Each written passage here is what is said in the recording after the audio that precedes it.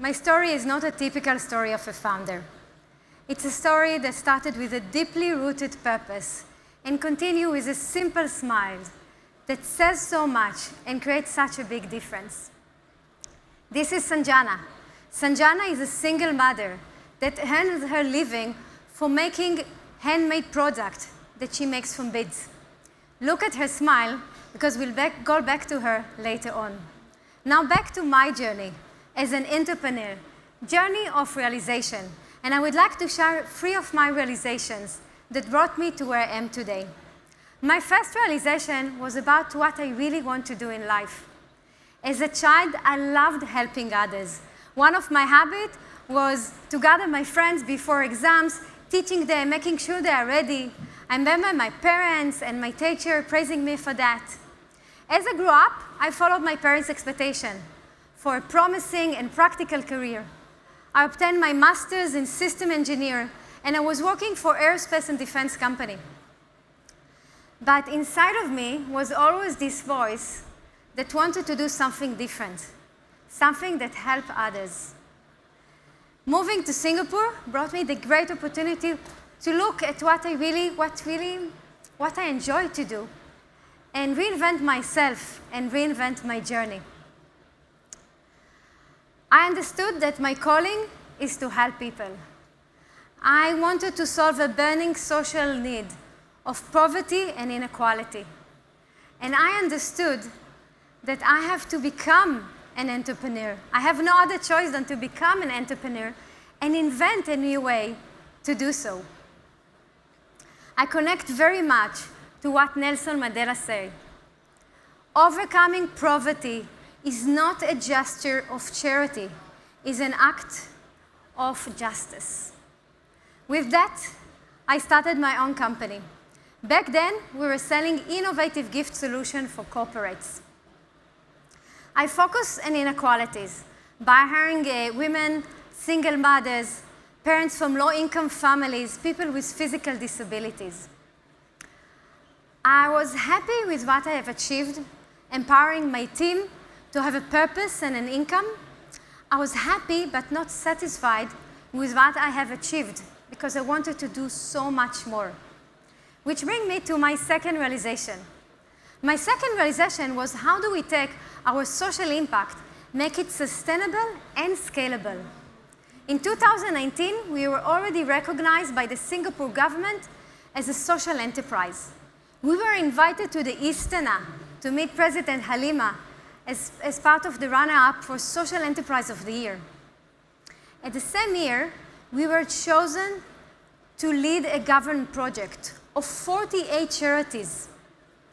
The idea was simple. We will help them to sell the products and services, and by doing so, they will have a stream of income and will be able to provide livelihood for the beneficiaries. For us, it was a great opportunity to scale our impact, touch the life of tens of thousands of the beneficiaries. I had to find a way to address this opportunity. Back then, I had more questions than answers. I met with those organizations, and I was inspired by the impact that each of them create. And I understood that we cannot continue doing things as we did before and expect different results. Our new mission was to enable social organization, to give them tools, to give them methods, to give them visibility to corporate clients. By doing so, we gave them the fishing rod rather than the fish.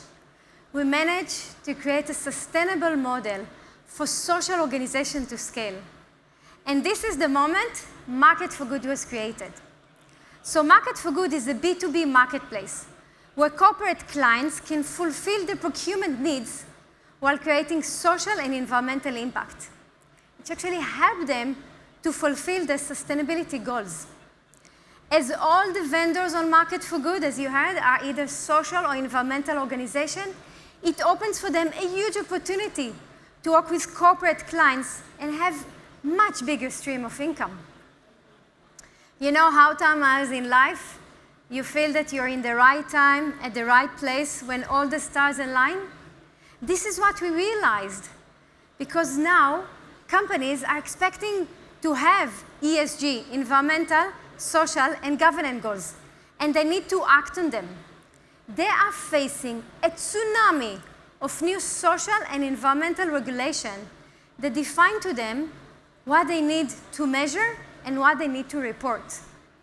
So we understood that we need now not only to help them create impact, we need now to help them to measure the impact.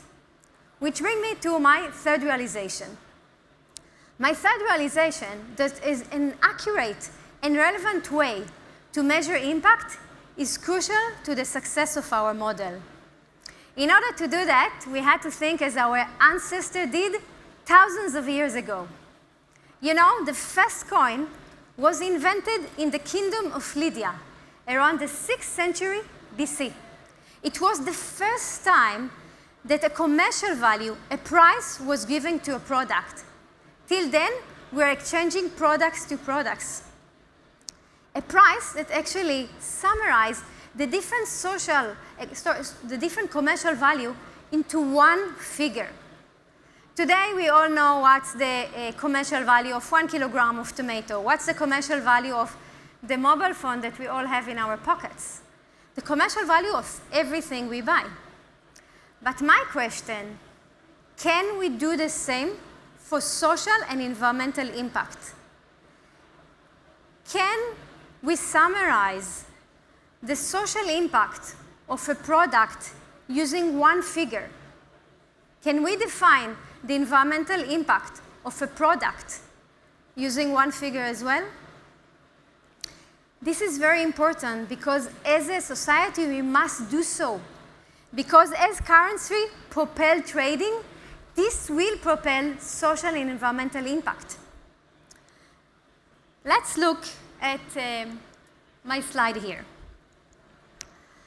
Imagine a world when each one of us, when we go and purchase a product, this data is available for us, which means we can now choose the product not only based on the price and the quality, but we can see what is the social environmental impact that it creates. What's the impact that it creates on society and the environmental? In such a world, we can all align our procurement decision to our values. Let's take, for example, those free shirts. Let's assume they are all cost the same, more or less the same quality.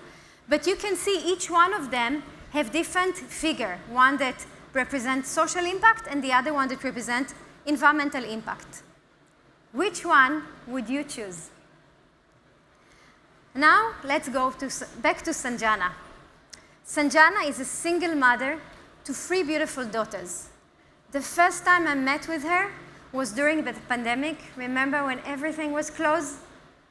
She handed me a few products that she managed to sell, and she was proud and happy. She shared with me that this is the only source of income that she had that month, because all the markets she used to sell the product were now closed. She touched my heart so much that I decided this moment that I'll do everything I can to help Sanjana and millions like her, that they can work, they can produce. They only need someone, something to empower them, to bring the opportunity to them, eventually to help themselves. For Sanjana and many others, it's not only about paying the bills. It's about hope. It's about self-value. It's about the dignity that we each deserve to have to support ourselves, our children, and our loved ones. Before I end, I have a small confession to make. I don't really like to stand instead of a large audience, and it's not exactly my cup of tea to demonstrate my perfect English accent that I wish I have, but I do it because I don't want to regret. In her book, Regrets of the Dying, Bronnie Ware shared with us that the #1 regrets of people on the deathbed is that they were not true to themselves. When it's my time to take my last breath, I don't want to regret that I didn't have the courage to stand in front of all of you today. and that I didn't have the courage to believe in myself that I can help millions. Sanjana and many others give me the courage, the perseverance, the energy I need to face so many challenges that every founder faces, but be true to myself, to my values, and to my inner voice. And with that, I would like to ask you, what is your inner voice? What is your calling in life? And what are the things that you cannot accept? And I would like to finish with Franklin Roosevelt's words. The test of our progress is not whether we add more to the ones that have abundance. It's whether we provide enough to those that don't have enough. Thank you very much.